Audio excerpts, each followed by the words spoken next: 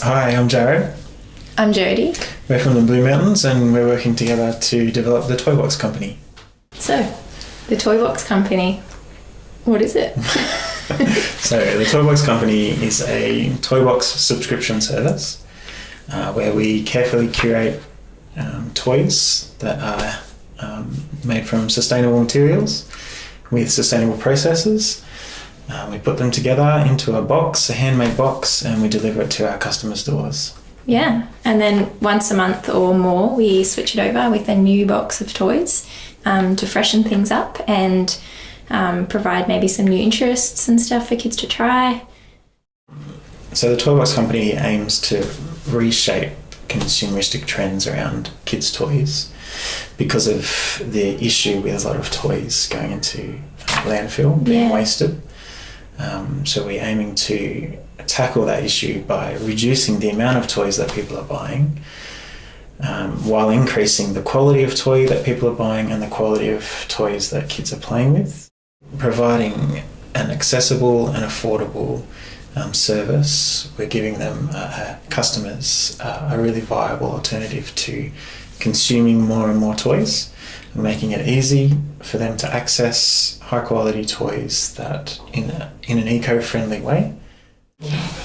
So one of the things that we would really love to do at the Toybox Company is collaborate with some Indigenous communities and other cultures as well to create boxes that celebrate their culture, so include some of their toys and their stories and their history, and from their perspective let them have that control as well.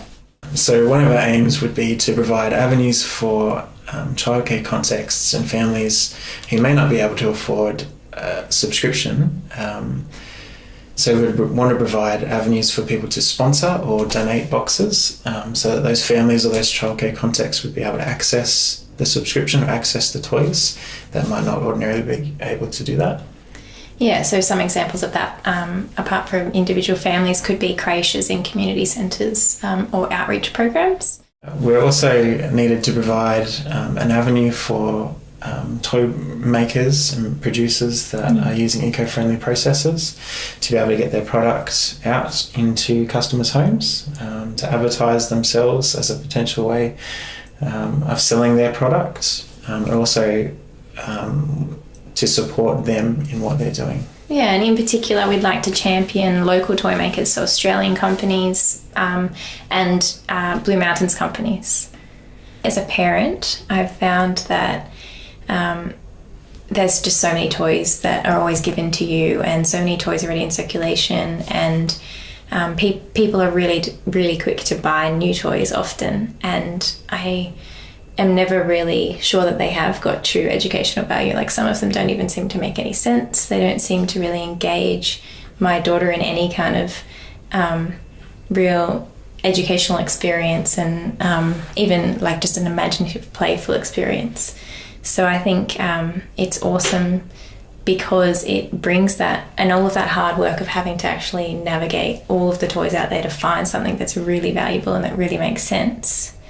All that hard work is done with the Toybox Company, and it's brought to you. You don't have to park your car in a shopping centre with a screaming child and try and get them out and then not buy every single thing that they touch on the way out. And for me, the real value is being able to have access to toys that we wouldn't ordinarily be able to afford or wouldn't want to put the money into buying, because the sort of toys that will be in the Toybox Company boxes are those the wooden toys, the handcrafted toys, the really high quality toys that often just cost that little bit too much to actually buy. Yeah, and to justify for the short space of time that it That's gets right, played with. because the kids might only play with it for a week or a month, Yeah. and then you feel like you've wasted your money. Whereas if you can have access to a large range of those high quality toys at a much lower price per month, that has a lot of value. So not only are we providing toys that are more expensive generally and a little bit unjustifiable to purchase because they're used for such a short period of time. But we're also providing a lot of toys for much less of a cost. Like if you were to only buy your child one toy a month, that's really the equivalent of what an entire box of toys is to enjoy for the month. It's a monthly subscription, and there can be a short-term subscription for grandparents with kids coming to stay. Birthday parties. So each box would have will come with an ID card set that shows you every toy that was in the box, so the parents can collect them all and pop them back in easily without having to think too hard. An information pack about where those toys have come from, particularly for companies that want to advertise their toys in the box. Also needed to help families prioritise playtime and to maximise the quality of that playtime within their family home or the childcare context. Yeah, so playgroups and creches. So just providing more quality toys that are more intentional and that have more developmental and educational value to them. Delivery will be to the customer's door. The aim is to deliver overnight. Christmas every month. Yeah. Removes that chance that kids might be upset about losing toys by replacing it just with a surprise of new things. And then we've sort of thought of ways to make it okay to adopt toys or keep them if someone becomes particularly attached to them. So the $2,000 we are hoping to use as capital investment. Yep, so we'd buy some toys and we'd buy materials to make the boxes. Then we'd put them into service and expect to have those pay themselves off within 5 to 6 months. So we have a lot of confidence that this business idea is going to go ahead successfully based on the fact that we're really well embedded into a lot of the communities around us in the Blue Mountains, and we have a really strong network of young families and a lot of interest already in our boxes. Yep, so we already have a whole bunch of people that have said they're willing to sign up, which gives us a customer base to start off with, as well as a potential waiting list of customers wanting to sign up as we are able to develop more boxes. Okay, so subscription services and access to services such as Netflix are already a part of society.